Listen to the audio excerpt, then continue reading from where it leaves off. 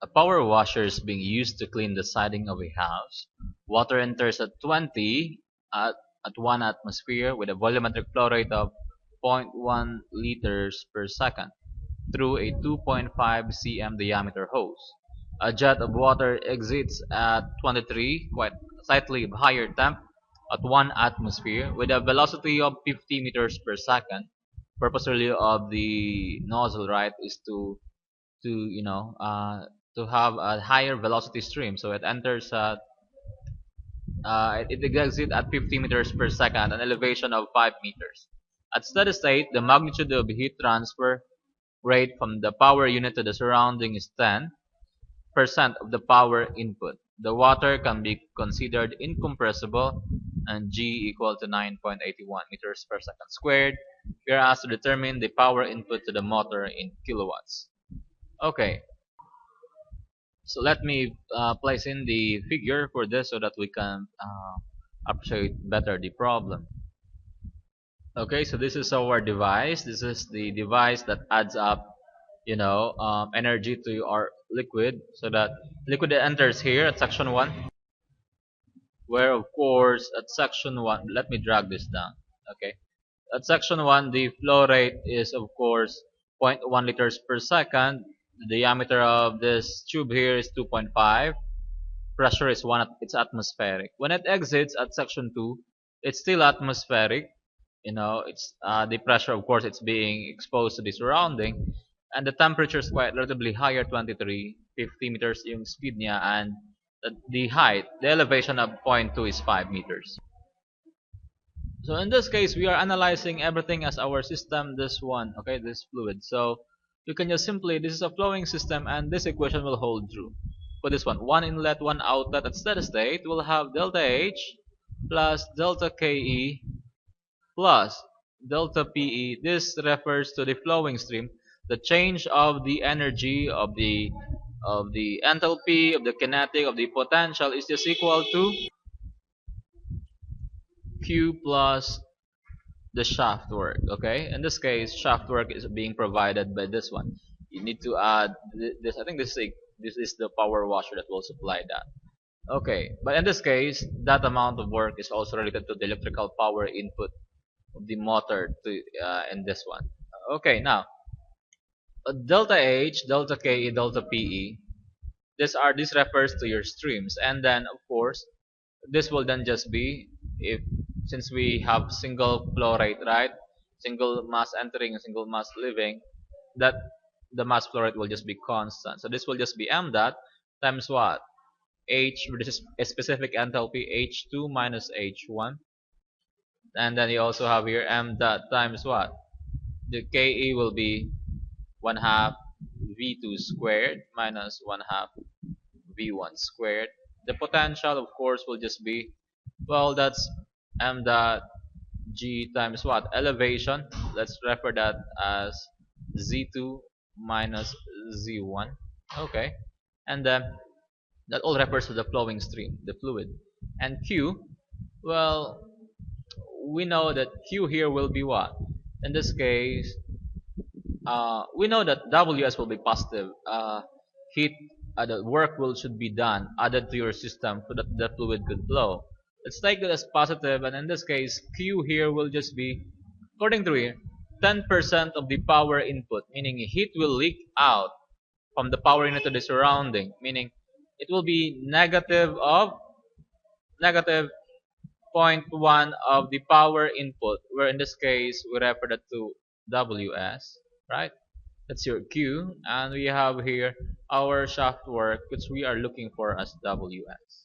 Okay, so I think we need to evaluate this, and this term so that we can compute for the how much power input do we need to supply to the motor, assuming it's 100% efficient motor. More or less, it's not, but in this problem we are assuming that it is. Okay, I think first things first, let's need to calculate for m dot. Okay, let's need to calculate for what is the mass flow rate if we are given with those things. Okay. Okay, we know that the volumetric flow rate is 0.1 liters per second, and how do we compute the mass flow rate given that? So in this case, 0.1 liter per second. And to compute the mass, we must need to know the density of water, right? So I hope that you'll agree that it's roughly at this condition 20 degrees Celsius atmospheric, exactly 1 kilogram, roughly 1 kilogram per 1 liter, or that's 1 times 10 to the negative 3 kilogram per 1 m cube, which just will give us that the mass square is simply 0.1 kilogram per second. Okay, so not much problem with m dot. Now let's go for, I think the V is known already. Oh no, not known yet. The V1 is not known, but we are given the mass flow rate and given with the diameter. So let's solve for V1 first. The V2 is already now given 50. So how fast will the fluid enters this tube at section 1 if you know that its volumetric flow rate is 0.1 and its diameter is 2.5? So knowing that volumetric flow rate is A times V, so A1 V1 is just equal to zero point 0.1. This is liters per second. How do you compute for V? V1 will simply, of course, be the volumetric flow rate. So zero point 0.1 liters per second over what? The area. So in terms of area, what will that be? What is the area of, if the diameter is 2.5 cm, how do you compute the area? What is area 1? So that's circular, that's pi 4 d1 squared, right? So pi 4, so that's pi divided 4 times d1. The diameter is 2.5, but it's in cm. Let's make that in meter cube, okay? So that will become what? 2.5 divide 100 to make it in meters, then square that, okay? That gives us an area of, wow, 0.00004, there are 3 zeros, 491. This is m squared. Okay, so that's liter per second, and we'll have here that m squared. Let me just write that in scientific notation. 4.91 times 10 to the negative 4 m squared. Well, liters and m squared, do they cancel? Not really. But if we're able to relate that liter is simply related to m cube, right? We know that 1 m cube is just 1000 liters. Okay, I hope so that we get that, and therefore V1 in this case, the velocity at this section will just be 0.1 liters per second. You divide it by 1000, that simply now becomes meter cube per second. You divide it by the area, 4.91 exponent negative 4, and you are getting a velocity which is quite small, 0.204 meters per second. Of course, the velocity here will be relatively small compared to here. You expect that this is with a nozzle, right? With a nozzle, quite supposed to be the volumetric flow rate will be the same, but the nozzle here has a very small opening, relatively small opening. That's why it has a faster velocity. Anyway, let's have that. So not much problem with this already because we already have V1, m dot, and V2. So not much problem with that. Only with this one, this enthalpy term. What is delta H? Now, of course, this is liquid water. It's incompressible. And for liquids, one could just note that, oh, this could be thought of the enthalpy. Okay, this enthalpy term could just be calculated as, well, mcp delta T, right? Or m dot cp delta T is a flowing process because what? Kasi constant pressure naman tong process na to, di ba? Yeah, for constant pressure, delta H could be written as mcp delta T. It's a constant pressure process. Kasi nga, yung entering mo is 1, yung leaving mo is 2. Still 1 atmosphere.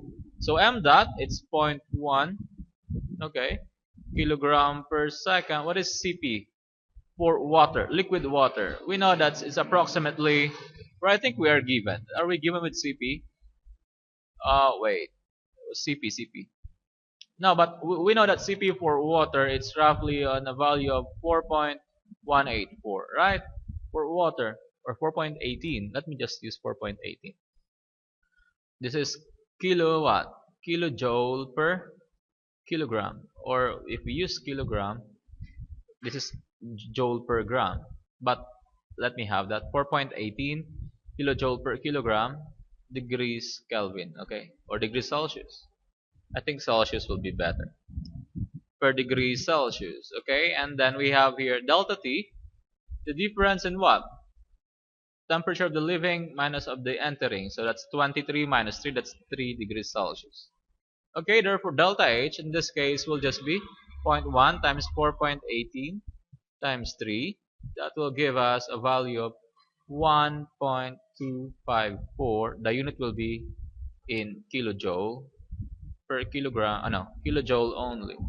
Kilojoule per second. Okay, the unit will be in kilojoule per second. So I think we are able to round this up already. Let's get our final answer. Okay, so this one we already have, this value is just 1.254 kilojoules per second. How about this? Let me work with this. Okay, let's put all the values of the V2, V1, and the m dot. Okay, as I calculate that, it gives me a value of roughly 125 uh, joules per second. Okay, I'll have that 125 joules per second. Okay, not in terms of kilojoules, but how about this? Well, the Z2 minus Z1 times G. Let me work. Wait, in this case, Z1 will just be in the ground, right? So it must be 0. So we'll have 5 minus 0, that's 5, times 9.81 times m dot, which is 0.1, gives me a value of 4.9. 4.91 joules per second. And this will then be, the right hand side will just be what? Shaft work, the heat is negative zero point 0.1 of the shaft work. We therefore have the zero point 0.9 the shaft work, okay? In that case, if I convert this, I think this, I just need to have this in joule, not in kilojoule, so that I have consistent units. So I add all of them, divide by zero point 0.9. Therefore, I will get the shaft work that I'm looking for. I add, that's 1254, converting the kilo to joules only, plus 125 plus 4.91 divided by zero point 0.9. I'm getting a value of 1538 joules per second, or roughly on the value of 1.5 kilo joules per second, or that's approximately 1.5 kilowatts. So close to that value. Yeah, of course I need to put the 4 at 1 point, close to 1.54. Okay, more or less that's it. I hope that you'll be able to relate how to compute for delta H. Okay, and I hope that we've learned something today. Thank you.